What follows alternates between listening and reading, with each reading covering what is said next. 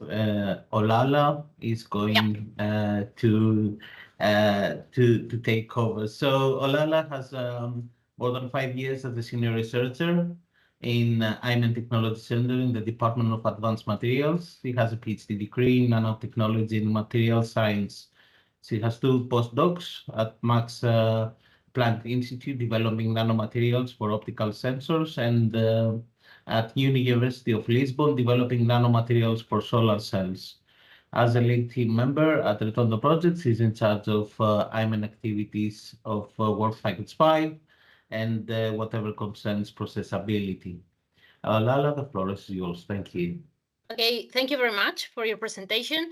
Well, thank you very much, all of you, for being here today. I believe that it's important for us to share our results or partial results with the audience.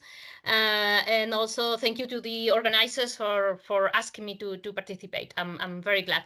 So as Costa said, I'm Olalla Sánchez. For those who don't know me, well, I am a senior researcher in AIMEN Technology Center. AIMEN Technology Center is one of the partners of REDONDO Project. And well, I will be explaining today our work concerning results of Work Package 5 in REDONDO. And they are results that are dedicated to, as you can read in the title of the presentation, modified properties of polyethylene integrating biofillers based on nanolignin for extrusion and injection applications. I like to mention also that these results have been obtained in collaboration with our colleagues of nano, which are also one of the partners of REDONDO Project. So, sorry, my presentation is not... Okay, so before I start with the work and the results, I've been asked to introduce very briefly our center. So AIMEN Technology Center is a research center in Spain. We are from Spain.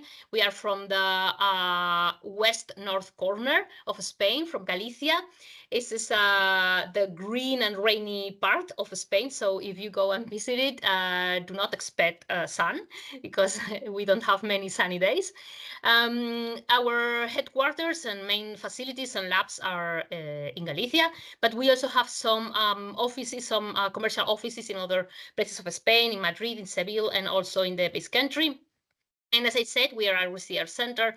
We are dedicated mostly to investigate and to support several industrial sectors. And our research lines can be more or less grouped in 3 main groups. On the one hand, smart systems and smart manufacturing, dedicated basically to robotics, control, also artificial intelligence, etc., etc. Then we are also experts in many different laser technologies. And finally, most important today, the composites manufacturing department. So we know a lot about advanced materials, and particularly about composite materials, and particularly those based on polymers, many different types of polymers. And we're also expert in many different manufacture procedures for this type of materials. And specifically, we are also we are acquiring a lot of expertise, and we are having more and more interest in biomaterials, in biocomposites based on biopolymers and biofillers, like fibers and nanoparticles and other type of bioreinforcement. So we are, of course, very, very glad to participate in REDONDO, and I like to focus our, as I said before, I don't know if I said before, but I say now, we participate in different parts of the project, but today the talk will be about our work in Work Package 5, which is dedicated to the compounding and technology validation for the end-use applications of the project. And particularly, I'll talk about results belonging to task 5.1, dedicated to the processability analysis of new materials and products. So it was introduced before. We need to study the processability of the compounding to be produced within the project. Compounding formed by the RPEX, the polymer matrix, and also the nanofillers, the reinforcement, the nanofillers of lignin and cellulose. So the idea is to find the best properties of these blends, and to optimize the two different procedures that will be taking place to produce the final demo case. On the one hand, the melt extrusion process. We need to optimize this process and to first at lab scale, and then we will need to scale up. But first at lab scale. The melt extrusion, as I said before, to produce the blends with two different phases, the polymer and the fillers.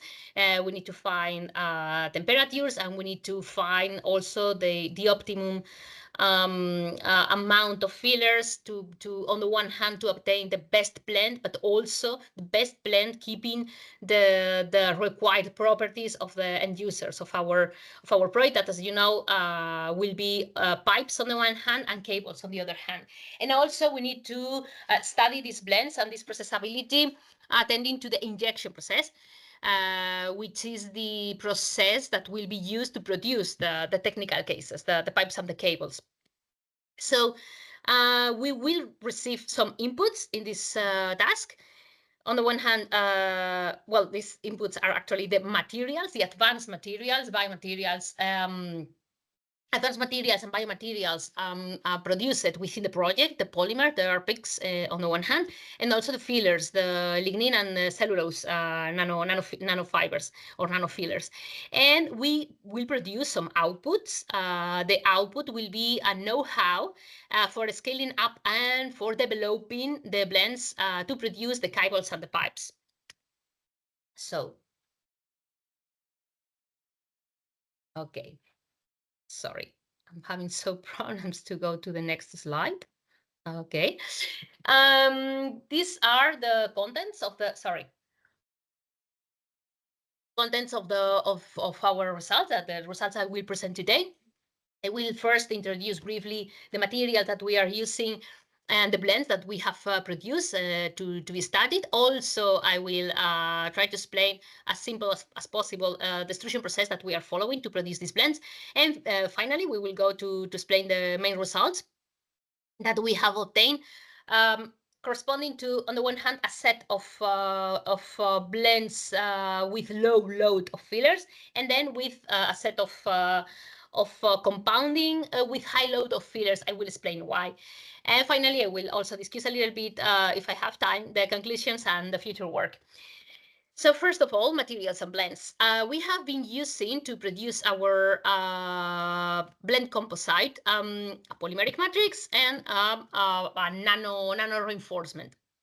So, of course, the objective of this work and the objective of the project is to experimentate with the polymer to be developed within the project, the RPEX. But since by the moment we don't have it, we have discussed with our colleagues in the project, and we have selected to a commercial polyethylene that have been supplied by Ceylon, which is also a partner in the project, and that we believe that are well candidates to produce a bench compounding, to compare afterwards the compound using the Redondo polymer once we have it. So we have been experimented with two different types of commercial polyethylene, high density polyethylene and a low density polyethylene.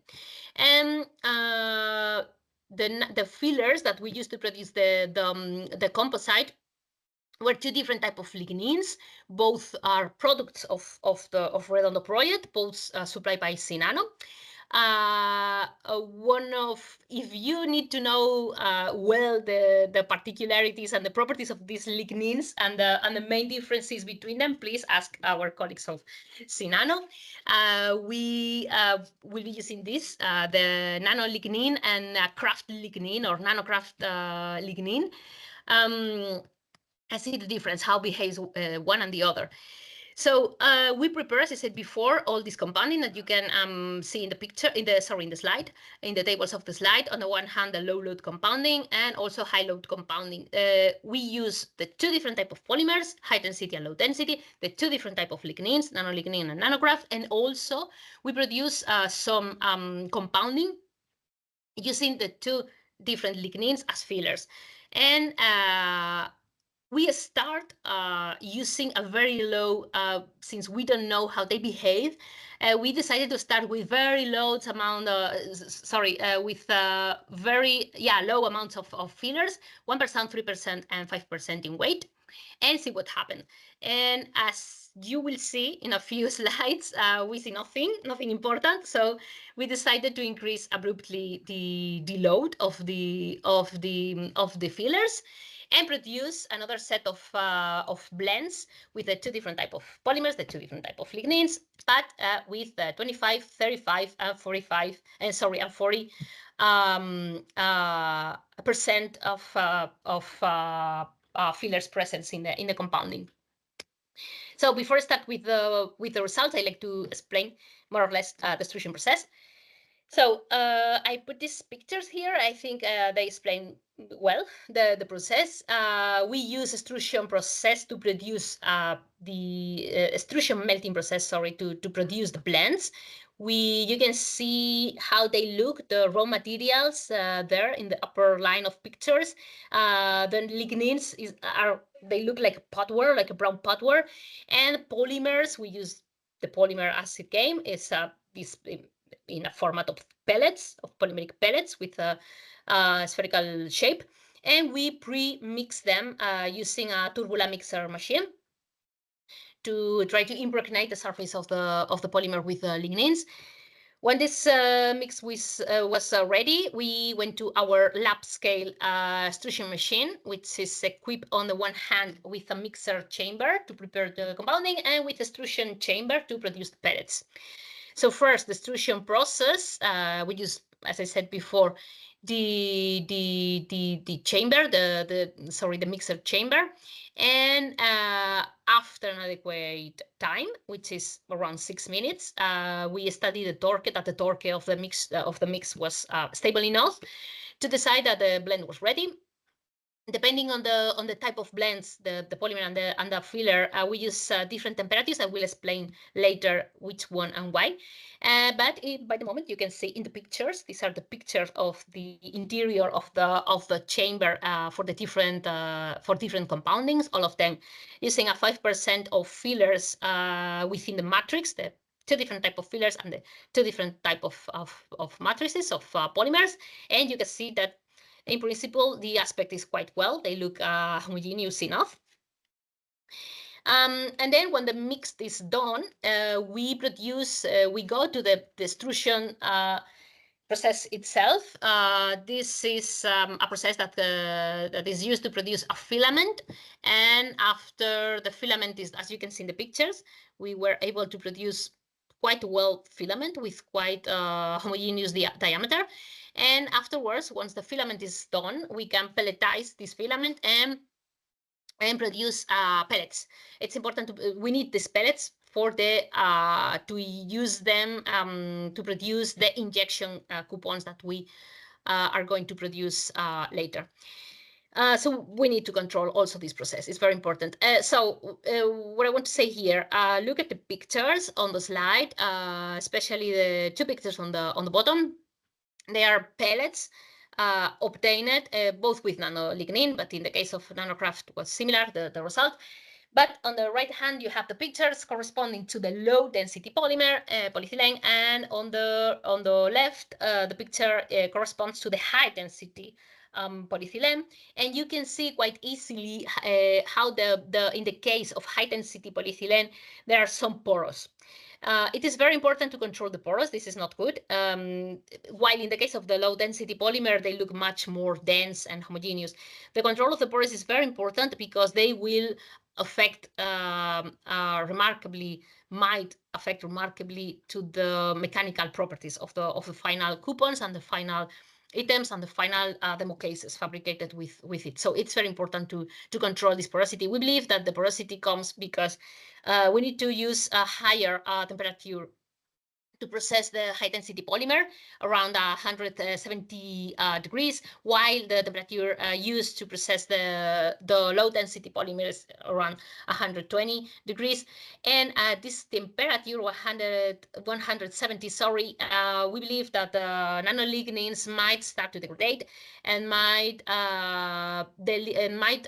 release water molecules that will give rise to these pores. So in next experiments, we will try to apply a pre-treatment on the lignins, on the particles, with vacuum and with temperature, trying to remove as much water as possible to try to stop this effect or to decrease this effect. So more results. First, I will analyze results that we have corresponding to the low load of reinforcement. So blends with 1%, 3%, and 5% of fillers within the matrix. So we have performed this thermal analysis with different objectives. First, we need to find out the thermal behavior of the compounding, because afterwards, as I said before, we will need to develop to design a strategy to produce injection coupons. So we will need to narrow as much as possible the process window to find which are the ideal temperatures to produce these coupons. So we need to understand the thermal behavior of these materials. And also we need to find out the actual load of fillers within the matrix, because you know that even if we weigh well in the lab the polymer and the fillers, there are some disadjustments and some modifications. So to find out correctly the amount of fillers, we also need to produce this test. And finally, we would like to know how far is the influence and how big is the influence of the presence of the particles of the the fillers, the nanofillers of lignin within the matrix. How much effect, if effect, and if effect much when you put more amount of fillers within if the influence is increasing with the load of fillers within the polymer. So we produce this thermal analysis, TGA, thermogravimetric analysis, and DCC, which is differential scanning calorimetry analysis, to try to find out all this information. And the result is that we did not have lot of information. So on the one hand, from the analysis of the TGA curves that you can see in the slide, we conclude that all the phases, both the polymeric phases and the fillers phases, the lignins, they start to degrade at more or less the same temperature. So that means that from TGA, as we expected to find out the actual concentration of fillers within the matrix, we cannot find it. So we have decided in next steps of the project to produce acid digestion experiments to try to find out this value, And also from the analysis of DCC measurements, you can see these bars representation for both the low density polymer and the high density polymer. In the bars diagrams, you can see represented two very important temperatures, the melting temperature and the crystallization temperature. Both are very important. We need to know the melting temperature to understand. Sorry, because I am realizing right now that the graphs are in Spanish, but I think it's quite easy to understand. Well, as I said, the melting temperature corresponds. It's important to know to design the injection procedure, and also crystallization temperature is important to know to understand the mechanical properties, and if mechanical properties are being increased or decreased, why is occurring that. So what we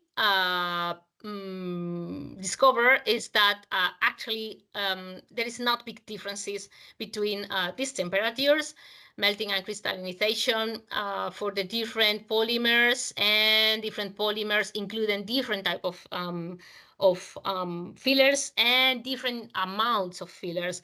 So our conclusion here is that the amount of fillers, it's too low to perform any influence on the thermal behavior of polymers. So our next decision, as I said before, was to, and after also check a bit in literature, is to try to increase the load of the fillers within the polymer. How much? So that's a very good question. How much do we have to increase? Which could be the maximum amount of fillers that the polymers can integrate, conserving the good properties of the blends. That means conserving a good dispersion of the fillers within the matrix. But before these fillers start to aggregate and decreasing, hence the quality of the blend. So to try to find out this, we perform rheology measurements for all the blends. Not for all the blends, for the blends containing a high load of fillers that, well, we prepare, as I said before, blends using amounts of fillers from 25 to 50%. And we produce these measurements for all these blends for the two different types of fillers, the two different types of polymers, and the results are in the slide. So you can see in these curves in the down part of the slide. These are for high density polymer. So in the bottom part of the slide, they're represented for nanocraft, for nanolignin, the curves of the rheology measurements. These are the storage modulus of the blend, represented with the angular frequency of the experiment. And from the obtained storage modulus, we can represent the evolution of this magnitude with the filler amount and have some conclusions. The most important conclusion is that these curves are forming the percolation curve of the blend. And from the percolation curve, as from any percolation curve, we can obtain a percolation threshold. This is more or less the medium of the rise of the curve. And that point corresponds to this optimum amount of fillers, which means the limit where the dispersion of the fillers in the polymer is good enough, and the agglomerates has not appeared yet. So that could be approximately the maximum. We can consider that could be approximately the maximum amount of fillers that the polymers can integrate. That we found out that in the case of the high density polyethylene, it's in both cases for nanolignin and nanograph around 35% in weight. So same for the low density polyethylene. In this case, for the case of nanolignin, we again find out that around 35% could be the optimized load of fillers. And in the case of the nanograph, we got a very good percolation curve, and we believe that we could use, according to this result, up to 47% of load in the polymer. Yeah, these are all the results that we would like to present today. I like to summarize conclusions. So on the one hand, we have demonstrated we produce the composite compounding using, in this case, commercial polyethylene as matrix, and the lignins produced in Redondo as nanofillers. Also, we have observed that we have experimented with two different types of polyethylenes, high-density polyethylene and low-density polyethylene, and we have observed that high-density polyethylene requires higher processability temperature, which leads to some release of water molecules, of water, humidity and water, from the degradation of the possibly the nanolignin starts to degrade a bit and releases water, which leads to the formation of porous, and these porous are not good news. We need to reduce this porosity because they might affect the mechanical properties of the final coupons. So we will produce in next experimentations heat and vacuum pre-treatment on the lignins before using them. We have reduced to different sets of compounding, a low load of more or less 5% in up to 5% in weight. And we have observed from the measurements that we took that it does not produce any significant effect on the thermal properties of the produced compounding. So we decided to increase importantly the presence of fillers in the compounding.